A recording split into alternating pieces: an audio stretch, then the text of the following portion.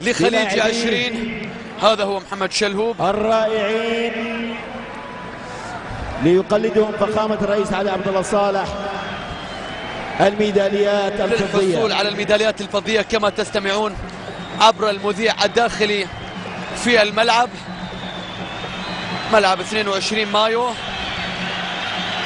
حقيقة خسارة خليج 19 في عمان، خسارة نهائي كاس آسيا 2007، خسارة نهائي كاس الخليج في 2010، خسارة أيضا المباريات النهائية لدوري أبطال آسيا، عدم الوصول إلى المونديال.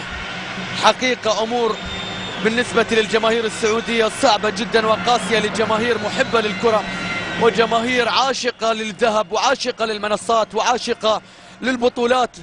بالتأكيد أمور صعبة وأمور قاسية، لكن هذه حال كرة القدم. يتواجد في كل النهائيات طرف ثابت في كل المباريات النهائية، لكنه يخسر المباريات النهائية في السنوات الماضية. اليوم يتكرر ذلك ويحصلون الآن على الميدالية الفضية. هارد لك أقولها من الأعماق لكل الجماهير السعودية التي أعرف شغفها وحبها لكرة القدم وحبها للفوز بالبطولات، أيا كان المنتخب بصفه الأول أم بصفه الأساسي، أيا كانت الظروف. لا يرضون إلا بالمركز الأول ولا يرضون إلا بالمنصة وإلا بالذهب، لكن الأمور تعاندهم في السنوات الماضية. طالت الغيبة يا أخضر، طالت الغيبة يا أخضر. المركز الثاني هنا الأسماء واللاعبين يتوصل حصلهم على الميداليات الفضية. دوسري أيضا اللي شارك في الشوط الأول، أحمد عباس الذي خرج ولا أدري إن كان خروجه موفقا من جانب المدرب بسيرو في هذه المباراة أم لا. مهند عسيري الذي خرج مطرودا بكرت أحمر بداعي التمثيل في هذه المباراة.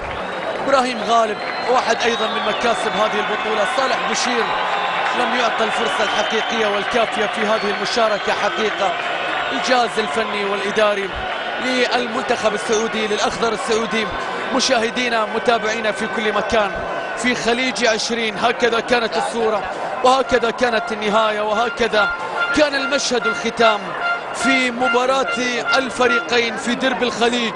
ينتهي أسامة المولد يحصل على الميدالية الفضية. بسيرو لم يصل إلى كأس العالم ولم يصل إلى ذهب هذه البطولة. كأس آسيا هي التحدي القادم.